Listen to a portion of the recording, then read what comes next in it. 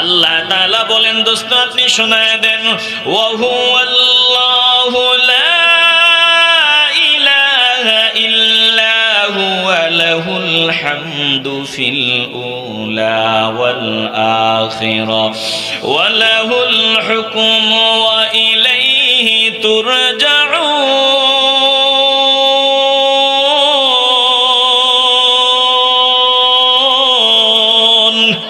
আল্লাহ তাআলা বলেন আমি এক আল্লাহ, তিনি এক আল্লাহ, লা ইলাহা ইল্লাহু লাহুল হামদু ফিল উলা ওয়াল আখিরাহ, তিনি ছাড়া ইলাহ নাই, হায়াত দাতা নাই, মত দাতা নাই, রিজিক দাতা নাই। আল্লাহ বলেন আমি ছাড়া আর কেউ নাই।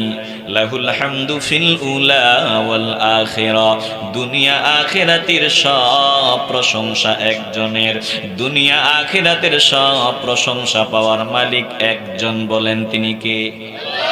আসতে বলবেন না, জোরে বলেন তিনি কে? আল্লাহর মতো ভিন্ন কেউ থাকলে এগুলার মালিক অন্য কেউ হইতো। এই যে আমরা ভালো কাজ করি, যত ভালো কাজ, যত প্রশংসনীয় কাজ, সব কিছুর ক্রেডিট একজনের, সব কিছুর মালিকানা একজনের। আবারও দিল থেকে মহব্বতে বলবেন তিনি কে? তাইলে সব কিছু একজনের। আমি আল্লাহর, আসমান আল্লাহর, জমিন আল্লাহর, সৌর জগৎ, নবমণ্ডল, ভূমণ্ডল, গ্রহ নক্ষত্র, সব কিছুর মালিক আমার আল্লাহ বলে যদি আল্লাহর মতো এমন কেউ থাকতো তাইলে এগুলোর মালিক ভিন্ন কেউ হইতো। আমরা ভিন্ন কারো প্রশংসা করতাম, ভিন্ন কাউকে সেজদা দিতাম, কিন্তু না না না, আর ভিন্ন কোনো ইলাহ নাই। আমার হায়াতের মালিক, আমার মৌতের মালিক, রিজিকের মালিক আল্লাহ ছাড়া আর কেউ নাই। এজন্য জিন্দেগীর সব প্রশংসনীয় কাজের প্রশংসা পাওয়ার যোগ্য একজন, তিনি ছাড়া কেউ না, বলেন তিনি কে? সব কিছু তিনার। আমরা কার? কথা বলেন না, কার? তো আমার জিকির আমরা জমিনে করি, এইটা আমার, ওইটা আমার, বাড়ি আমার, ঘর আমার, বিবি আমার, সংসার আমার, এই বাড়ি, কত কিছু আমার। কে বলেছে তোমার? কিচ্ছু তোমার নাই, সব একজনের। আবারও বলেন তিনি কে? আল্লাহ বলেন ওয়ালাহুল হুকমু, হুকুম চলবে শুধু আমার, হুকুম চলবে আল্লাহর। যেই বান্দা এটা মানবে না ওই বান্দা মুমিন হতে পারবে না। বলেন তো সব কিছুতে একজনের হুকুম চলবে, বলেন তিনি কে? আমার গোটা জিন্দেগিতে যত সমস্যা আসবে সব সমস্যায় আমি সমাধান করব। সমাধান হবে একজনের হুকুম মোতাবেক, একজনের নির্দেশ মোতাবেক।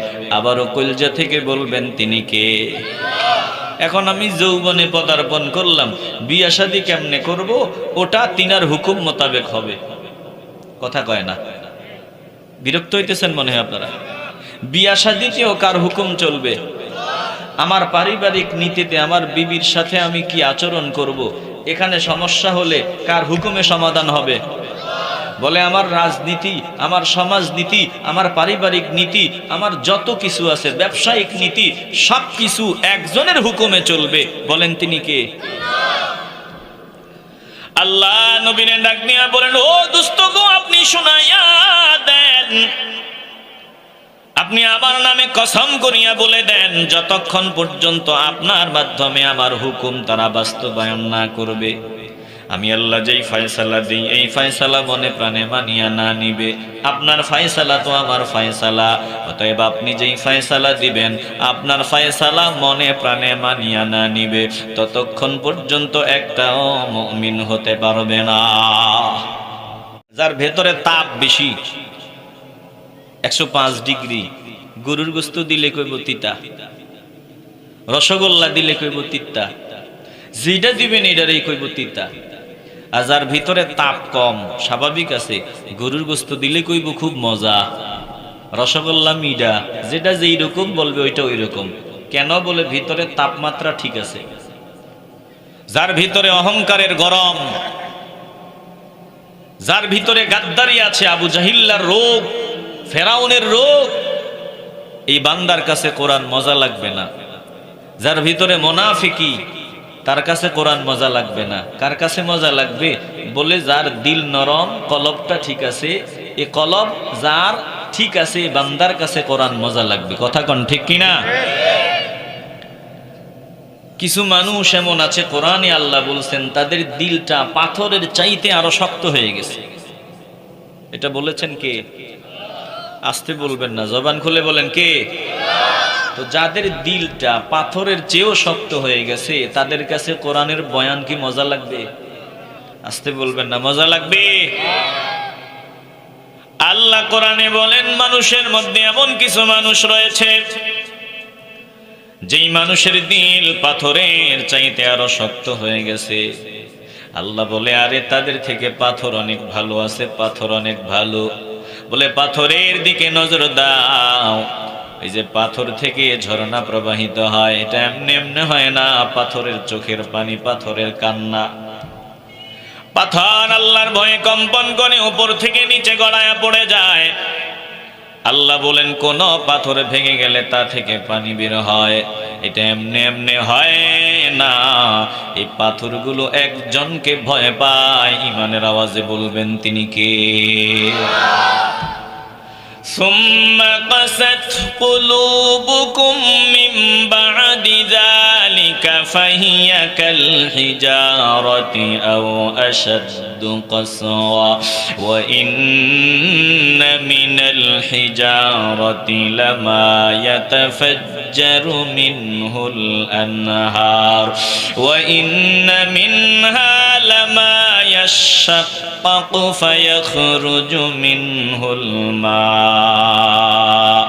وإن منها لما يهبط من خشية الله وما الله بغافل عما تعملون।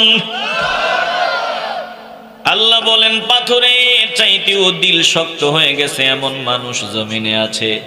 বলে, আরে পাথর তাদের থেকে ভালো, এমন বহু পাথর আছে ফেটে ওটা থেকে ঝর্ণা প্রবাহিত হয়, ওটা ফেটে গেলে পানি প্রবাহিত হয়, আবার উপর থেকে নিচে গড়ায়া পড়ে যায়।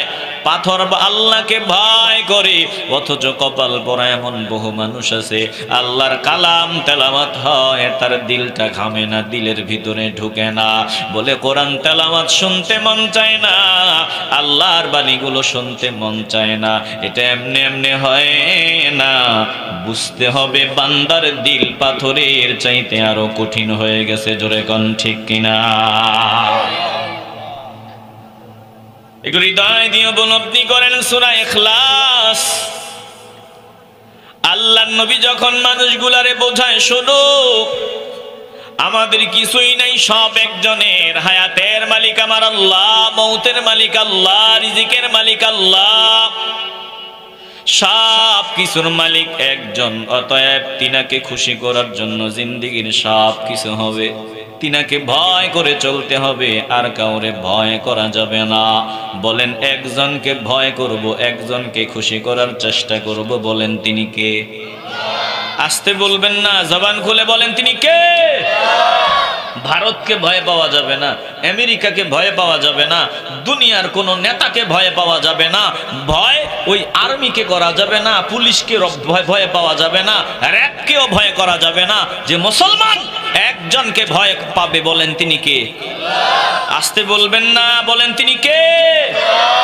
আল্লাহ বলেন, ফালা তাখাফুহুম ওয়া খাফুনি ইন কুনতুম মুমিনিন।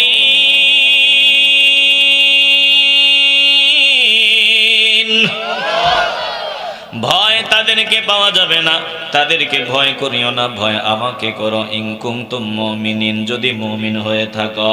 মুসলমান নবীর আশিকের দল। আল্লাহ নবী যখন মানুষগুলারে বুঝায়, একজনকে ভয় করে চলবা, জিন্দেগীর সব কিছু একজনকে খুশি করার জন্য করবা। তিনি কি? বলে, যিনি হায়াতের মালিক, মৌতের মালিক, রিজিকের মালিক, সব কিছুর মালিক। এবার যখন আল্লাহর পরিচয় মানুষের সামনে দেয়, শিরিক করা যাবে না, আল্লাহর সাথে অংশীদার সাব্যস্ত করা যাবে না।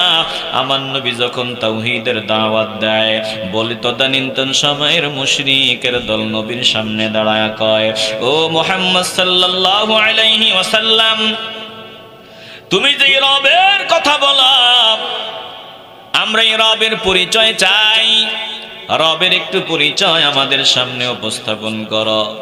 বলে রবের পরিচয় দাও, বংশ পরিচয় দাও। রবের গোত্র কোনটা, বংশ কোনটা? একটু আওয়াজ দিয়ে চিল্লায়া বলেন না নাউজুবিল্লাহ। আওয়াজ দিয়ে বলেন না নাউজুবিল্লাহ। আল্লাহর গোত্র, আল্লাহর বংশ পরিচয়। বলে আল্লাহর বংশ পরিচয় জানতে চায়। বলেন তো আল্লাহর কোনো বংশ আছে নাকি? মাথা দিয়ে না, জবান দিয়ে বলবেন আছে। আল্লাহর পরিচয় কেমন? বলে আল্লাহ কেমন এটা তারা জানতে চায় নবীজির কাছে। একটু দিল দিয়ে অনুধাবন করেন। তারা নবীর সামনে যারা প্রশ্ন করেছিল, তারা মনে করতো যে আল্লাহ একজন হতে পারে, এটা কল্পনাও করা যায় না। কারণ তারা বটগাছরেও খোদা মনে করে, মূর্তিরেও খোদা মনে করে, যেটা দেখে ওটাকেই রব মনে করে। বলেন এই রকম আমাদের দেশেও আছে না নাই? আসতে বলবেন না, জবান খুলে বলেন আছে না নাই? আল্লাহ নবীর সামনে দাঁড়ায় কয়, ও মুহাম্মদ সাল্লাল্লাহু আলাইহি ওয়াসাল্লাম, বলো বলো তোমার রবের বংশ পরিচয় জানায় দাও। রবের বংশ পরিচয় কি একটু জানতে চাই। যখন আল্লাহর সামনে, নবীজির সামনে যখন আল্লাহর সম্পর্কে, আল্লাহর পরিচয় জানতে চায়, আল্লাহ তাআলা আল্লাহ নবীরে বলে, দোস্ত আপনি বলে দেন, আমার ব্যাপারে আপনি জানায় দেন। বিসমিল্লাহির রাহমানির রাহিম। একটু পড়েন না, বিসমিল্লাহির রাহমানির রাহিম। কুল হুয়াল্লাহু আহাদ, আল্লাহুস সামাদ, লাম ইয়ালিদ ওয়া লাম ইউলাদ ওয়া লাম ইয়াকুল লাহু কুফুয়ান আহাদ। চিল্লায় কোন আল্লাহু আকবার। এই যে আপনারা আমার সাথে পড়ছেন, লাভ হইছে না লস হইছে? আসতে বলবে না, লাভ হইছে না লস হইছে? বলে এই যে আপনারা তেলাওয়াত করেছেন, তেলাওয়াত করতে দেরি হয়েছে। আল্লাহ তাআলা পুরা কোরআন শরীফের 3 ভাগের 1 ভাগ তেলাওয়াত করলে যে সওয়াবের মালিক হইতেন, যে সওয়াবের মালিক হইতো, সমপরিমাণ সওয়াবের মালিক আল্লাহ বানায় দিছে। আরো আসতে কন্যা সুবহানাল্লাহ। নেকির দরকার আসেনি?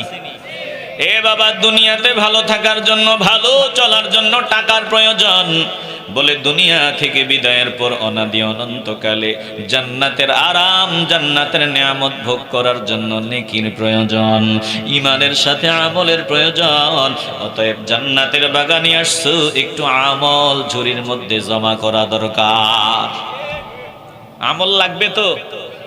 কথা কয় না, মাথা দিয়ে না, জবান দিয়া বলবেন আমল লাগবে নি? আল্লাহ নবী রাহমাতুল লিল আলামিন সাহাবায়ে কেরামদেরকে বললেন, কে আছো কোরআনের 1/3 তেলাওয়াত করবা? বলে 1/3 কোরআনের 3 ভাগের 1 ভাগ তেলাওয়াত করবা। শুনি কেউ? এবার সাহাবারা ডাক দিয়া বলি, ইয়া রাসূলুল্লাহ, এটা তো কষ্টকর, রাতের বেলা তেলাওয়াত করা এটা বড় কষ্টকর। 3 ভাগের 1 ভাগ। আল্লাহ নবী বলে, শুনিয়া লও, যদি সূরা ইখলাস তেলাওয়াত করো, তাইলে 3 ভাগের 1 ভাগ তেলাওয়াত করার সমান সওয়াব আল্লাহ আমলনামায় দান করে দিবে। একটু আওয়াজ দিয়ে বলা যাবে না সুবহানাল্লাহ? যে আওয়াজে সুবহানাল্লাহ কোন, মনে হয় কেউ বন্দুক মাথার মধ্যে ধইরা রাখছে। একটু আওয়াজ বেশি হইলে টিপ দিয়ে দিব। হ্যাঁ, এরকম নাকি? সুবহানাল্লাহ বললে লাভ না ক্ষতি? তো একটু আওয়াজ দিয়ে বলেন না সুবহানাল্লাহ।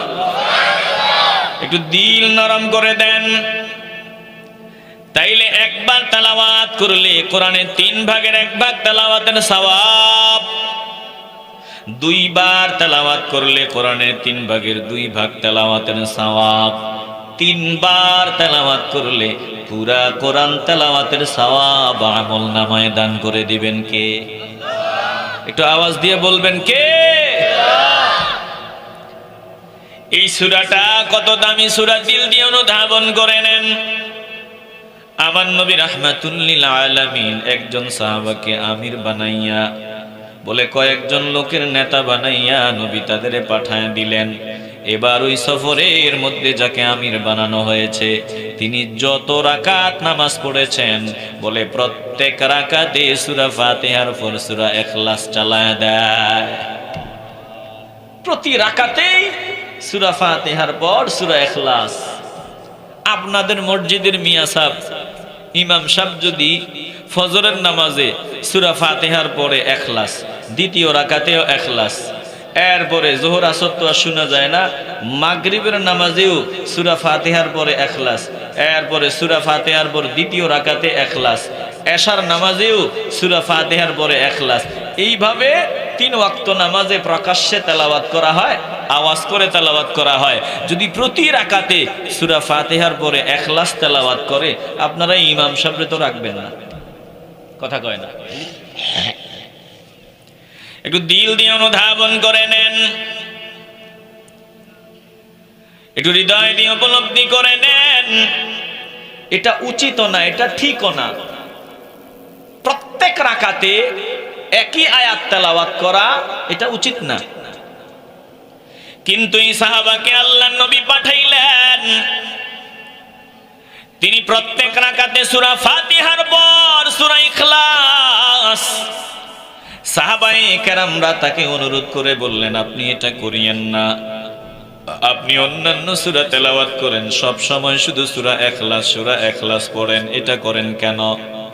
এবার তিনি ডাক দিয়া বলে, আমারে ইমাম হিসাবে সামনে দাও না দাও, আমি এই সূরা তেলাওয়াত করবই, এই সূরা পড়বই, এই সূরা তেলাওয়াত করা আমি ছাড়তে পারবো না। জোরে কোন আল্লাহু আকবার। এবার আল্লাহর নবী রাহমাতুল লিল আলামিনের সামনে গিয়া বলা হয়, ইয়া রাসূলুল্লাহ। কি ইমাম সাহেব দিলেন? যে ইমাম সাহেব প্রত্যেক রাকাতে সূরা ফাতিহার পর সূরা ইখলাস। এবার আল্লাহর নবী তাকে ডাকলেন, জিজ্ঞাসা করলেন, তুমি এমনটা করো কেন? এই সাহাবী চোখের পানি ছাড়িয়া বলে, ইয়া রাসূলুল্লাহ,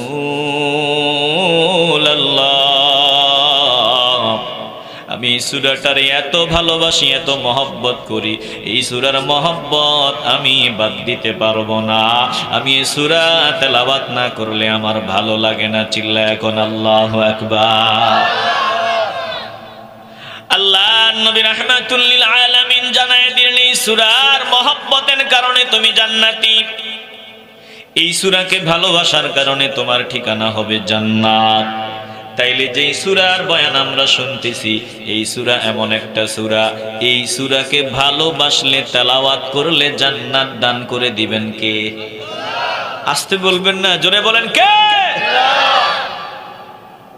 তাইলে আবার দিল থেকে একটু মহব্বতে তেলাওয়াত করেন, জান্নাত পাওয়ার আশায়, আবার কোরআন তেলাওয়াতের সওয়াবের আশায় একটু কলজা থেকে পড়েন, বিসমিল্লাহির রাহমানির রাহিম। কুল হুয়াল্লাহু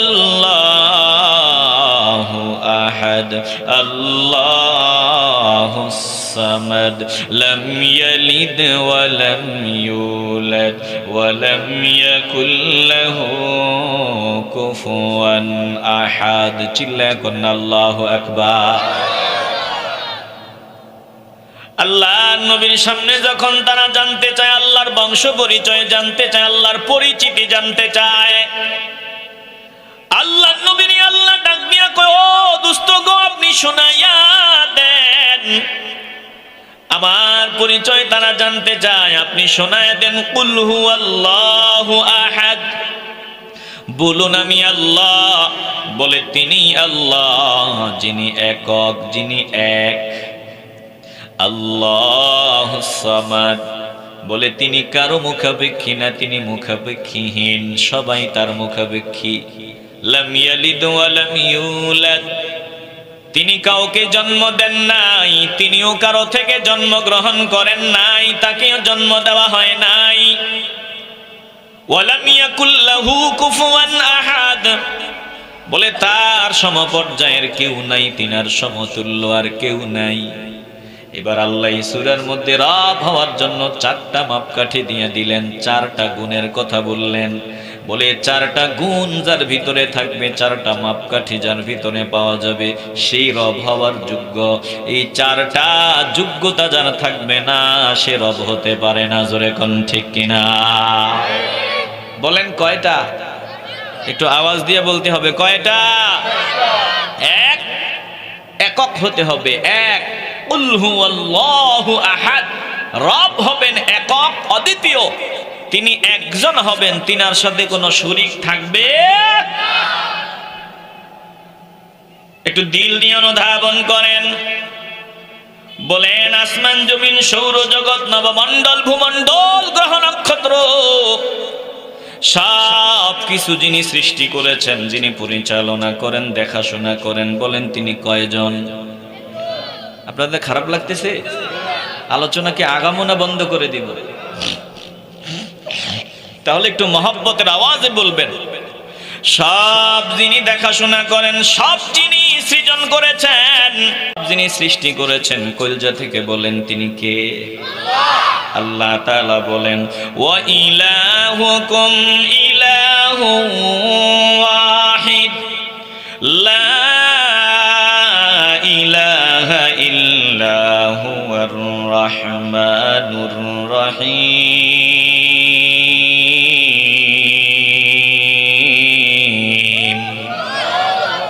তোমাদের ইলাহ একই ইলাহ, ওই রহমান রহিম ছাড়া ভিন্ন কোনো ইলাহ নাই। আল্লাহ বলেন আমি একক, আমার সাথে কোনো শরীক নাই, আমার অংশীদার নাই, আমার বংশ নাই। আল্লাহ বলেন আমি একক। একটু দিল থেকে বলবেন আল্লাহ কয়জন? আরো জোরে বলেন আল্লাহ কয়জন? আল্লাহ তাআলা বলেন দোস্ত আপনি শোনায় দেন ওয়া হুয়াল্লাহু লা লাহুল হামদু ফিল উলা ওয়াল আখিরা ওয়া লাহুল হুকমু ওয়া ইলাইহি তুরজাউন।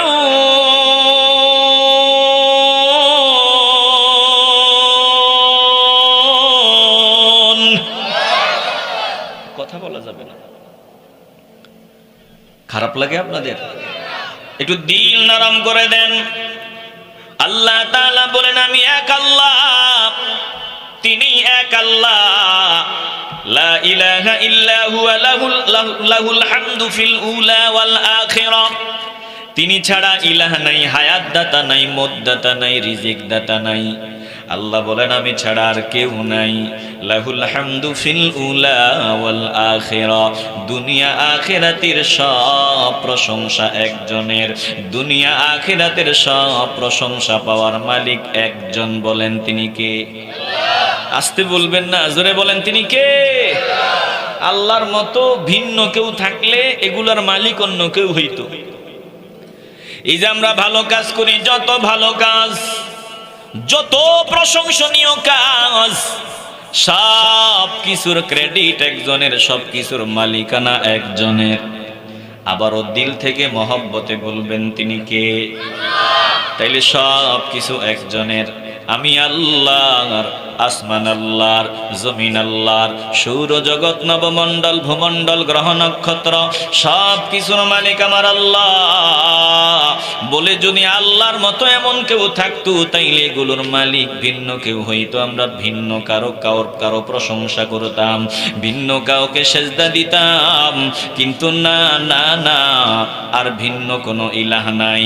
আমার হায়াতের মালিক, আমার মৌতের মালিক, রিজিকের মালিক আল্লাহ ছাড়া আর কেউ নাই।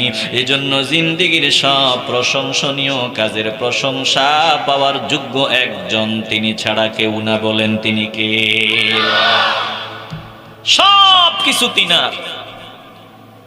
আমরা কার? কথা বলেন না, কার? তো আমার জিকির আমরা জমিনে করি, এইটা আমার, ওইটা আমার, বাড়ি আমার, ঘর আমার, বিবি আমার, সংসার আমার, এই বাড়ি, কত কিছু আমার। কে বলেছে তোমার? কিচ্ছু তোমার নাই, সব একজনের। আবারও বলেন তিনি কে? আল্লাহ বলেন ওয়ালাহুল হুকমু, হুকুম চলবে শুধু আমার, হুকুম চলবে আল্লাহর। যেই বান্দা এটা মানবে না ওই বান্দা মুমিন হতে পারবে না। বলেন তো সব কিছুতে একজনের হুকুম চলবে, বলেন তিনি কে?